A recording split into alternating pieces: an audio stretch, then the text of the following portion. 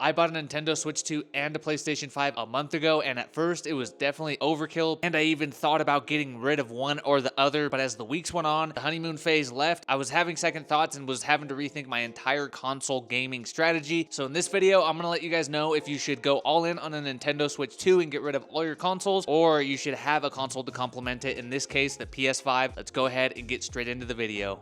I'm a lifelong Xbox user that went a while without gaming, and when the Xbox Series S released, I went ahead and picked that up. Fast forward a couple years, early 2026, I decided to pick up a PlayStation 5, and about a month later, I picked up a Nintendo Switch 2 just to dabble into the consoles and really just see what I was missing out. And let me tell you, I was definitely missing out. I've never been a PlayStation guy. I've never been a handheld or Nintendo guy other than the Nintendo 64, and these two consoles have made me rethink everything. When I first picked up my PlayStation 5, I was so excited about it, unboxed it, initial impressions and playing it, and then I ended up getting a Nintendo Switch 2, unboxed it, initial impressions, started playing it, and after a while it got overwhelming. I didn't really know which one to play. I was playing one more than the other at times, and then I even got to thinking about selling one or the other console. But as that honeymoon phase went away, I was really able to see the Switch 2's pros as well as its weaknesses, and it really just amplified the PlayStation 5's strengths. And now I'm kind of rethinking my entire console strategy. So let's start off with a Nintendo Switch 2. The Nintendo Switch 2 is a crazy powerhouse of a console, and yes, I'm calling it a console, not a handheld, because it really is not a handheld. This is a home console with the ability to be handheld and have insane power, graphics, and everything that you're wanting in a console at your fingertips. It absolutely blew my mind, and that's coming from a lifelong Xbox guy, never been a handheld guy whatsoever. And the fact that I could just take this on the go, pick up a console with a nice big display, get 1080p, 60, handheld, 120 depending on the game, docked, absolutely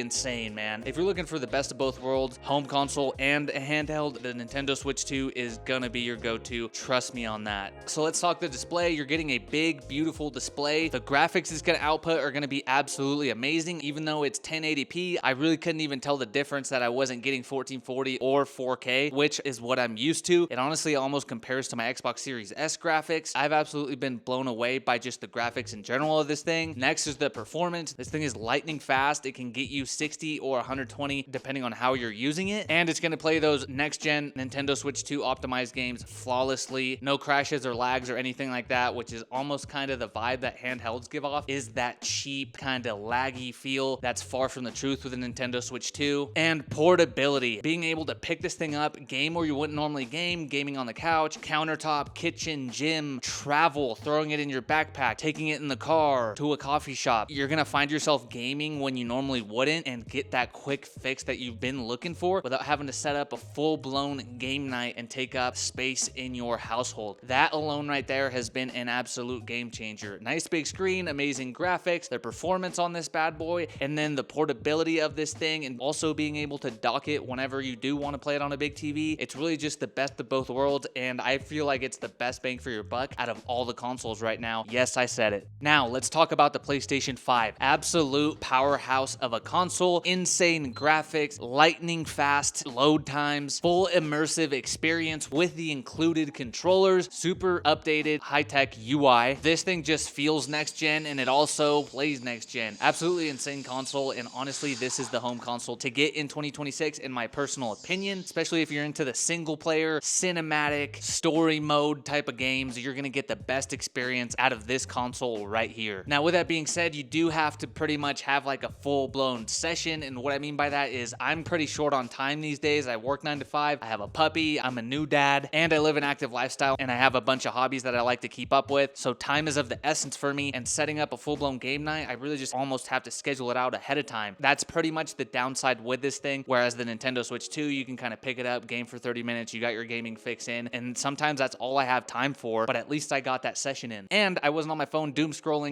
filling my brain with negative stuff. I'm actually like actively using my brain, solving puzzles, getting some, relaxation and de-stress, and just getting my mind off things. Absolute W's all around. Guys, 97% of you guys are not subscribed to the channel, so if you haven't already, hit that subscribe button and turn on the bell notification so you know exactly when I upload a new video. Plenty more tech, lifestyle, Xbox, Nintendo, and Xbox videos coming in the future. You don't want to miss it. Thank you guys so much for the support. Let's get back into the video. So with the Switch 2 being able to go with you anywhere, literally toss it in a backpack, toss it in a fanny pack, you can take a crazy powerful console with you anywhere you want to go. That alone right there is absolutely insane. PlayStation 5, it takes a little more packing and kind of planning to take it anywhere, and you do have to be a little more careful because it is a bigger and bulkier system, but nonetheless, you're going to be able to do it, and you're going to have amazing graphics wherever you're at. You're just going to need a TV, whereas the Switch, you can play it handheld or you can play it docked. But again, both of these have their own purposes, and that's kind of how I've come about them. And at first I was thinking maybe I should go all in on the Switch 2 because it can do both, but then I kind of found myself missing the PlayStation 5 and all the things that the PlayStation 5 could do. On top of just being a powerhouse of a gaming console, I use it as my main entertainment hub. I have my Netflix, Disney Plus, YouTube apps all on there, and I love the fact that I can hop in and out of YouTube to a game just depending on what we're doing, especially if my wife's with me and we're watching something together and I'm the one that started it up on the PlayStation 5. When she leaves or goes to do something, I can quickly jump into a game because of the performance of this thing. So I really just found myself debating, should I keep one or the other? But as time just went on, I found myself really wanting and using both on different days, different vibes, different kind of mindsets. With both of them having some really major strong points, the Nintendo Switch 2 is staying kind of as my complementary slash mobile slash time crunch type of gaming console. I find myself using it at my desk when I have a few minutes to game. I find myself using it on the couch while my wife is watching something on the TV. I find myself using it at the countertop in the kitchen when I'm doing something. I just find myself using it during times where I normally wouldn't be able to game. And that, with my current lifestyle today, is absolutely amazing, and I really just can't replace that with anything else. The PlayStation 5 is my super immersive, cinematic, single-player story mode, entertainment hub slash go-to console. I find myself using that late at night whenever I do want to maybe game a little bit, maybe play a random game, which Sony has amazing options in their catalog as well as their monthly PlayStation Plus subscription catalog. Absolutely insane. And on top of that, I can just quickly go to my entertainment and kind of get best of both worlds there, all while getting a premium, high-end, high-tech, next-gen immersive experience.